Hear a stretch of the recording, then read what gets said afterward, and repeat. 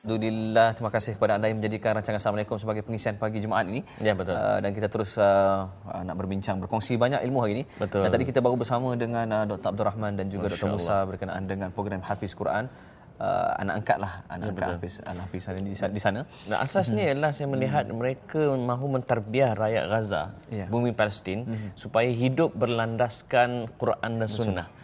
Justru termasuklah bila kita nak pilihan raya ni, kena ada dasarnya. Dasarnya mesti tak berubah.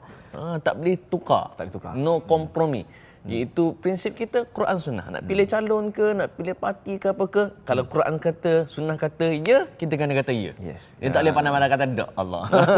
Itu sepatutnya. Dan bersama-sama dengan kita Timbalan Mufti Wilayah Persekutuan Kuala Lumpur, iaitu Ustaz Tuan Haji Muhammad bin Said, nak berbincang pasal PRU. Assalamualaikum Tuan Haji. Assalamualaikum warahmatullahi.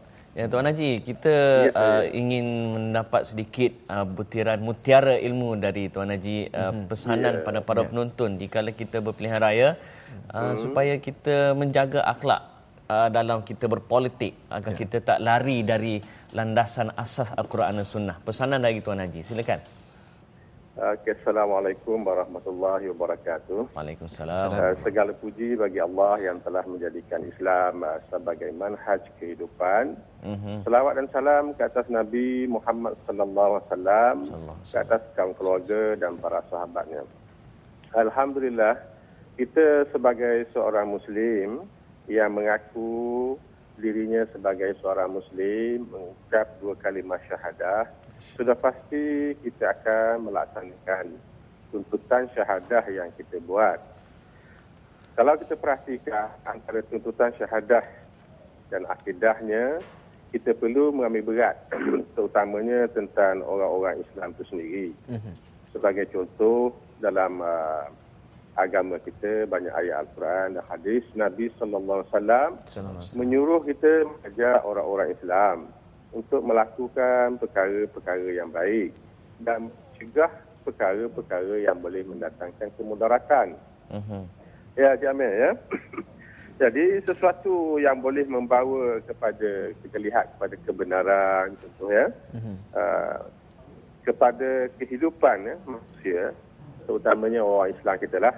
Jadi yang kita nak lihat kat situ ialah ilmu, contohnya akhlak, kredibiliti mereka, keupayaan mereka untuk melaksanakan sesuatu tanggungjawab itu.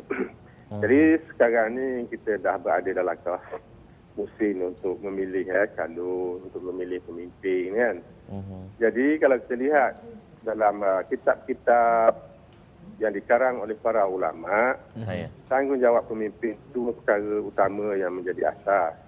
Yang pertama ialah pemimpin yang mempunyai kemampuan dan kebolehan, keupayaan menjaga kesucian agama Islam itu sendiri. Dan yang keduanya menjaga maslahat umat manusia. Kita kata umat Islam dan juga lah negara kita, negara yang majmuk, tentulah masyarakat seluruhnya. Sebagai contoh, kalau kita lihat dalam kaedah fiqhiyah, ada disebut yang dikata tasarruful imam manutum bimaslahatir ra'iyah. Jadi maknanya tindakan seseorang imam, atau kita sebut imam dalam istilah bahasa Arab itu ialah pemimpin yang bertanggungjawab untuk menjaga kemaslahatan rakyatnya. Ya, saya. Jadi dalam kehidupan kita ni, kita kena lihatlah ya, tanggungjawab pemimpin itulah untuk menjaga maqasid syariah. Cuma kalau boleh kita kongsi ialah kita sebagai rakyat yang kita nak beri mandat ataupun nak beri perwakilan kepada orang lain untuk melakukan kerja-kerja yang sepatutnya kita lakukan dalam kaedah dalam sistem lah. Tentulah ada sekelompok manusia yang diberi tanggungjawab. Kalau kita kat negara kita ada parlimen kan, Ya, saya. Jadi untuk menjagakan maqasid syariah ini, dengan kaedah kita memberi mandat perwakilan kepada orang lain itu untuk melakukan kerja yang sepatutnya dia lakukan. Maka disebutlah kita memberi mandat perwakilan dalam sistem kita melalui pengundian. Memilih seseorang yang bagi kita melihat dia ada kemampuan, dia seorang yang amanah, yang boleh melaksanakan hukum-hukum yang berkaitan, hukum hakam yang berkaitan dengan makalah yang kita bagi kat dia. Jadi kalau kita lihat kepada sedikit sebanyak adab kita nak mengundi ni ialah kita pergilah menunaikan tanggungjawab, sebab mengundi ni adalah satu tanggungjawab. Jadi kita kena pergi dengan perasaan yang tenang, dengan fikiran yang terbuka untuk melihat kepada fakta-fakta dan hujah-hujah yang diberikan oleh mereka yang boleh kita yakini bahawa boleh menjaga kesucian agama Islam yang kita akan sebutkan dalam wakalah kita tadi. Yang kedua, menjaga maslahah umat. Jadi dalam masa kita nak pergi mengundi itu, kita jagalah diri kita daripada perkara-perkara yang tak elok. Baik, terima kasih banyak Tuan Haji di atas perkongsian tadi. Assalamualaikum.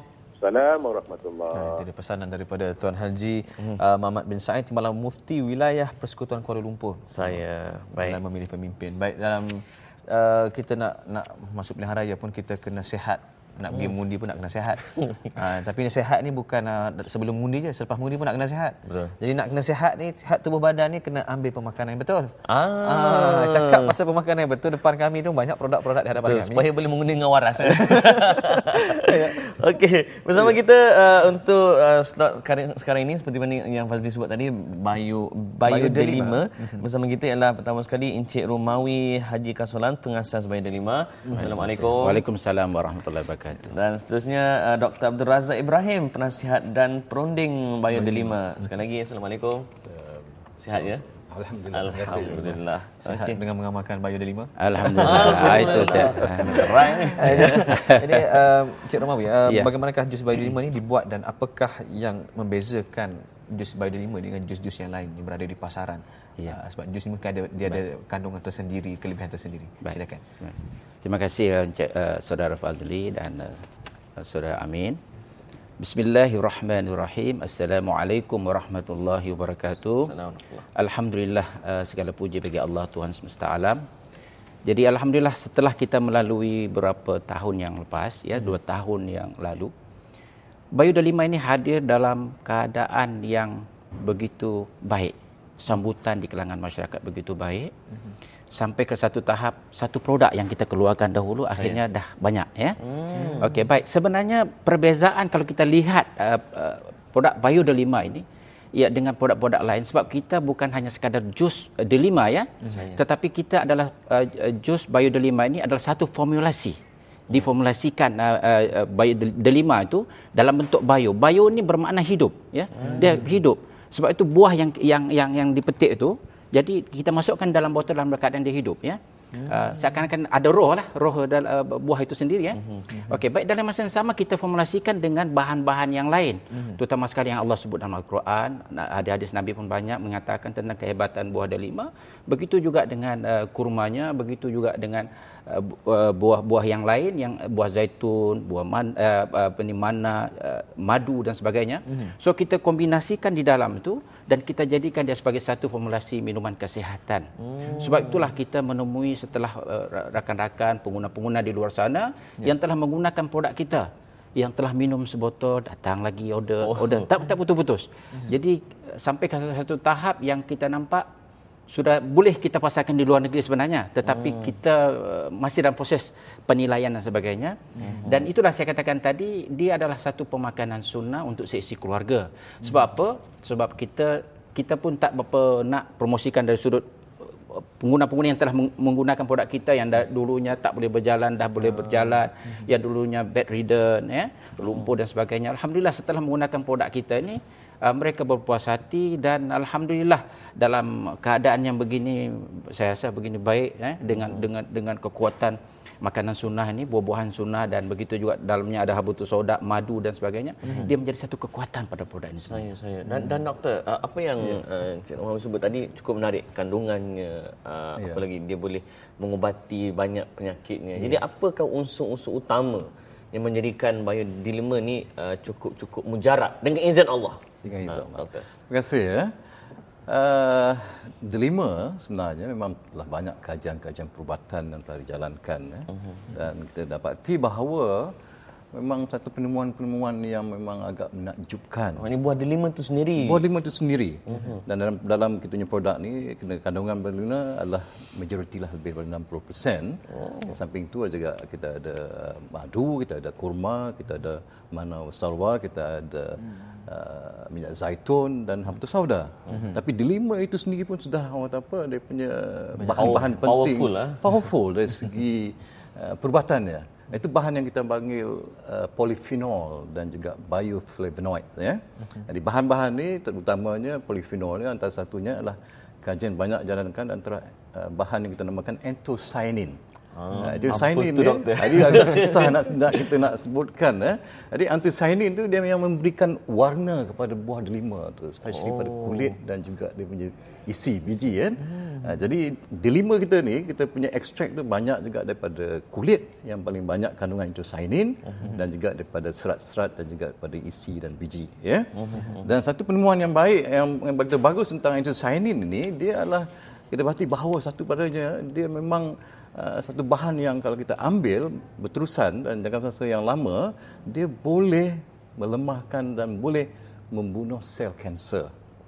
Jadi kalau kita dari segi kita katakan prevention, mencegah ni lebih baik pada nak merawat. Jadi kita perlu mengambil kata seharian jangka masa yang lama, terutamanya bila kita buat kajian ke atas kanser sel, terutamanya kanser prostat dan juga kanser payudara, dia berarti bahawa dalam masa 2 tahun dia punya sel tu, dia punya pengembangan dia makin berkurang dan berkurang, ya. Ini adalah penemuan yang ajaib dari segi kajian perubatan, ya. Di samping itu juga anthocyanin ni kalau kita mengambil, dia bagus di mana dia boleh mengurangkan dan juga menstabilkan paras kolesterol dalam badan kita. Kolesterol. Itu penting sebab dalam segi gaya hidup kita sekarang, terutama di bandar-bandar yang orang kata sibuk. Jadi kita selalu sibuk makan minyak, makan makanan-makanan yang berlemak tinggi, dan kadang-kadang kita kata nak berdiet tu agak susah sebab dia kadang-kadang yang paras kolesterol ni dia tak mengira saiz tubuh. Tak mengira saiz tubuh. Ni bukan belum tentu selamat. Okey. Dia tak semestinya kita ni kalau orang kata overweight, paras kolesterol kita tinggi dan kita ni kurus macam rendah. Dia tak semestinya yang cakap tadi, kan. Jadi bila kita mengambil biodelima ni, dia punya anthocyanin dalam delima ni, dia boleh menurunkan LDL tu, yang kolesterol yang tidak bagus tu, tapi dia akan menaikkan HDL, kolesterol yang bagus. Jadi dia akan mengimbangi kita punya ni. Dan lagi satu dia punya khasiat, dia boleh menurunkan paras lemak triglyceride dalam badan kita. Terutama kita ni baik orang lelaki maupun perempuan, dan kalau kita makan berlebihan, jadi makanan tu kalori yang tinggi, dia lebih cenderung untuk pembentukan lemak-lemak yang berlebihan. Jadi kalau kita mengamalkan biodelima ni, dia akan memberikan kita tenaga. Di mana tenaga datang, dia membakar gula-gula yang berlebihan dan juga membakar lemak-lemak yang berlebihan untuk jadikan tenaga. Jadi kita tak rasa sentiasa lapar. Secara otomatik yang menyebabkan kita jadi diet lah, membantu untuk diet. Tak sengaja, secara tak sengaja. Walaupun di samping kita tengah bekerja pun kita boleh turun berat badan, masa berehat, masa tidur pun lagi cepat kita boleh turun berat badan. Kadang-kadang bila memang saya mengimpikan. Apa yang soalan besar kan.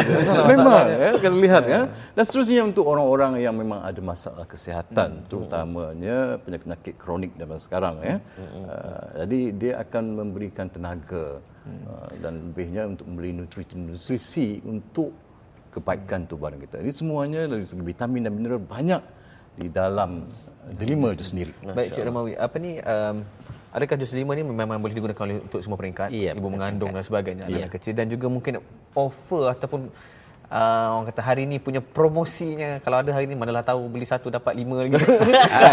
Contoh promosi hari ni. Background. Okey, baik.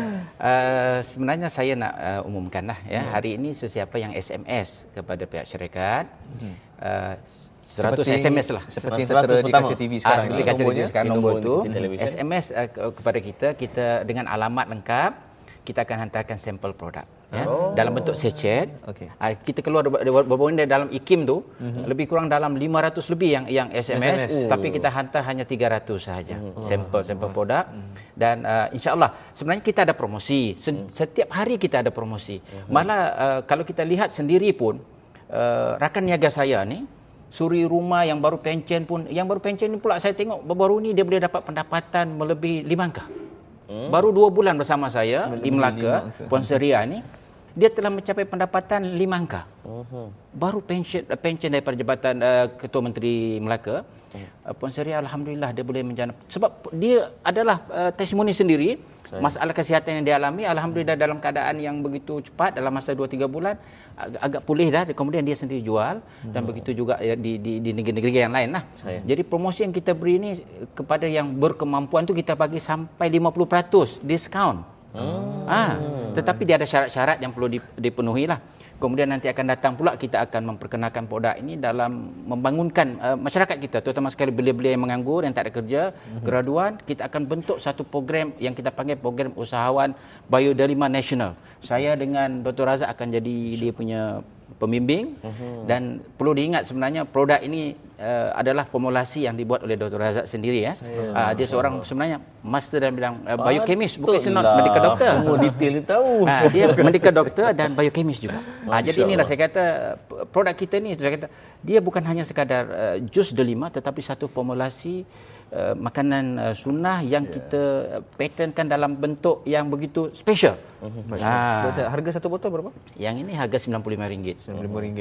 Dengan syarat tertentu dapat 50%. 50% diskaun. Baik para penonton sekalian. Tapi kena jadi usahawan kita lah. Rakan niaga kita begitu. Baik, insya-Allah.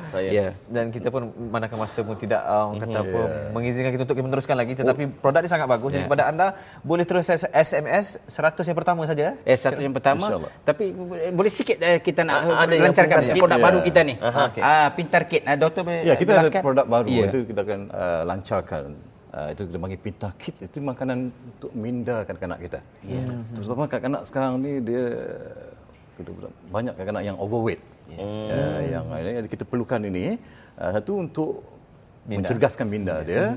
Itu nombor 2 untuk memberikan tenaga, nombor 3 untuk mengekalkan berat badan, dan keempat ni untuk melancarkan sistem penghadaman dia. Package semua komplit. Package semua komplit dalam Pintar Kids. Baik. Jadi para penonton, makanan ini sesuai daripada yang berusia maupun kepada yang sangat muda kanak-kanak. Betul. Jadi pastikan anda dapatkan Bioderma ini. Dan bagaimana produk baru yang bakal keluar nanti di pasaran. Kopi pun kita dah ada, dalam bentuk sachet pun dah ada. Jadi para penonton hubungilah nombor yang tertera di kaca televisyen anda. Dan bagi 100 SMS pertama anda akan mendapat sachet percuma. 3 sachet percuma untuk diminum. Dan anda boleh merasa sendiri bagaimana bagusnya produk ini. Jadi usah berlengah masa lagi, terus SMS sekarang. Baik, kita nak berhenti seketika. Terima kasih kepada tetamu kita. Dan kita nak berehat seketika kembali. Nanti kita nak berbincang pasal remaja dengan kaitan dengan radio kegemaran saya. IKIM FM, pilihan utama. Itu sama bila ni? Selepas ini.